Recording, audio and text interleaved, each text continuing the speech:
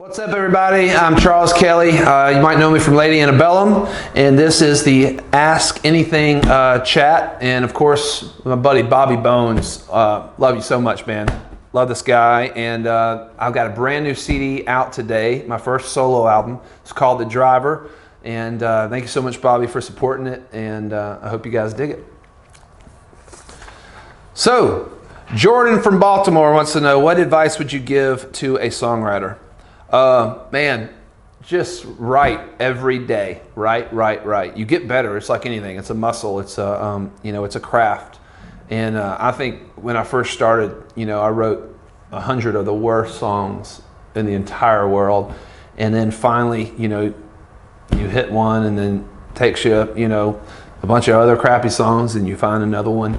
And you just develop, kind of tools and muscles with it. And secondly, try to write honest. Anytime I've ever tried to write a song like I was chasing a hit, it never came out great. People know when you're being authentic, so be authentic to yourself. Natalie from Baton Rouge says, are you going to be on the Ragin' Idiot CD? I am. I've got a song on there. Can I say what it is? It's called 10 and a 2. She's a 10, I'm a 2. I can relate. My wife is a lot hotter than me, but she's with me, not with you. That's the hook of the song. So yeah, it was a lot of fun to do.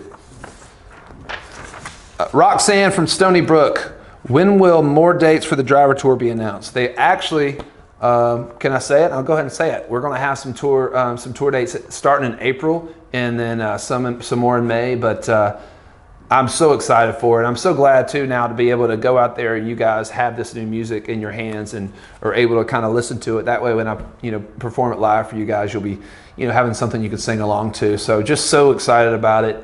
I'm going to have my brother Josh Kelley out, and he's so much fun. You got to come out early and check him out. And I really can't wait to tour on this record, y'all. You're going to see some different sides of myself that maybe you didn't get to see if you've ever seen us with Lady Antebellum. And of course I'll play some Lady A songs, don't worry about that. Nicole from Sandusky wants to know, I really love you, thank you, and wanted to know if you would ever record a song with Toby Keith. I would love that, man. I'm a huge Toby Keith fan. I still haven't played golf with Toby Keith either. Apparently he's a big golfer, but I love Toby Keith. I grew up listening to Toby Keith, and that would be really awesome, honestly. Rebecca from Sicklerville, why did you decide to do a solo CD, and is Hillary going solo? Also, is it true that you guys are going to Atlantic City? If so, I'm going. So you saw you guys 4 times, gets better every time. Rebecca, we are not breaking up, by the way. This band will be forever. Will be together forever. I really truly believe that. And Hillary is actually doing a gospel record with her family, and we were in the middle of the tour last year, and we just sat down and talked about what we wanted to do moving forward. And we just needed some time off and away from each other to kind of miss it a little bit. It's like anything. We've been together for 9 years and never really had a break to spend time with family for an extended period of time, or try anything you've ever wanted to do. And so around this time, I started working on the solo project, and Dave's actually producing a little trio here in Nashville. Can't wait to hear that. And Hillary's gospel record is going to be amazing. Y'all are going to be blown away. And yeah, can't wait to see you guys on the road. We're going to be doing a handful of dates this summer with Lady Antebellum, so come check it out. Whitney from Huntington says, or asks, if you could eat anything for the rest of your life, what would it be and why? Chips and cheese dip, man. I could live off chips and dip with a little whiskey on the side to wash it down. Emily from Paynesville wants to know, what is your favorite song you recorded on your new record? It's tough to say. It's probably a tie between a song called Lonely Girl and a song called Leaving Nashville. Leaving Nashville is about the struggle of a songwriter, and I just absolutely love it. And then Lonely Girl, it's a funky song. It's got a great beat, and it's definitely the most fun to perform live. So yeah, those are my 2 favorites.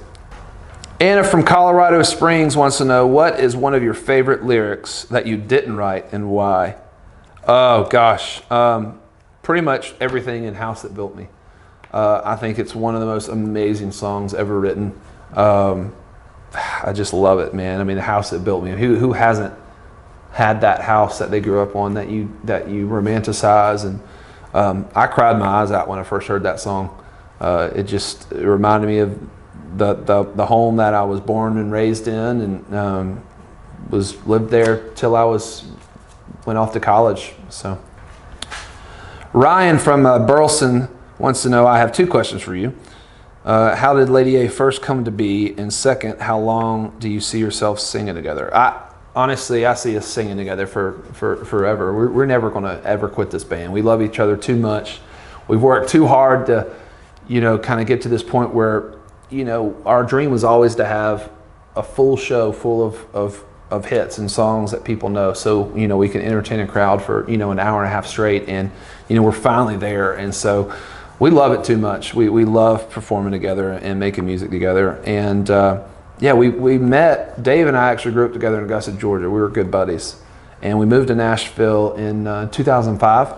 And I ran into Hillary at a bar, and we started talking, writing songs together, and next thing you know, Lady Antebellum. Emily from Detroit, what has been the biggest highlight of your career so far? Definitely with Lady A was the night of the Grammys, when we won 5 Grammys that night for Need You Now. And I don't think I'll ever have a musical milestone night like that, probably ever again. But for my solo project, again, it would be the Grammy nomination for The Driver. When I found out, it was just, I don't know, it was such an overwhelming kind of feeling, because there's definitely been a little bit of fear with this solo project. I want to make sure the fans know that, I'm never leaving Lady Antebellum. That this is just, an artistic statement that I felt like I needed to make. But that Grammy nomination was very validating. And so, Becky from Davenport, what is your favorite TV show? Man, hard to say, but I will say one thing. Netflix, you got to watch Making a Murderer. I'm sure you have. And second, you got to watch Narcos, about Pablo Escobar. Amazing, man. I'm a big binge watcher, and I love it with Netflix. You can watch it all at once.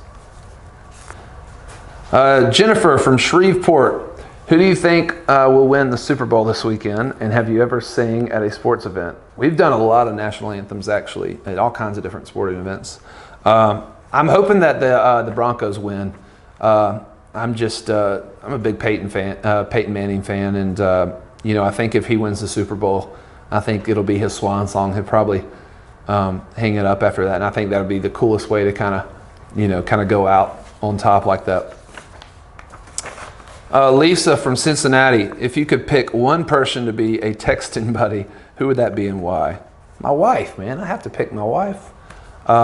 She's my best friend, and I love, I don't know, she understands me very well. There's actually a song off this record called The Only One Who Gets Me that I wrote specifically for her, and I don't know, she's my favorite.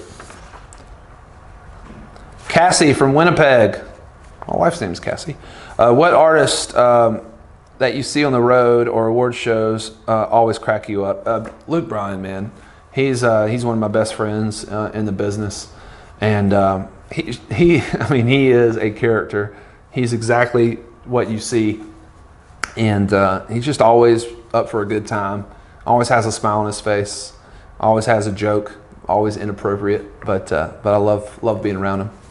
Brendan from Cleveland, what is the one thing about being a public figure that is your least favorite part of the job? I'm kind of lucky, I will say. Being in a group like Lady Antebellum, the focus is more on the group, not the individual. So, I don't mind it at all when people come up and want a picture or an autograph.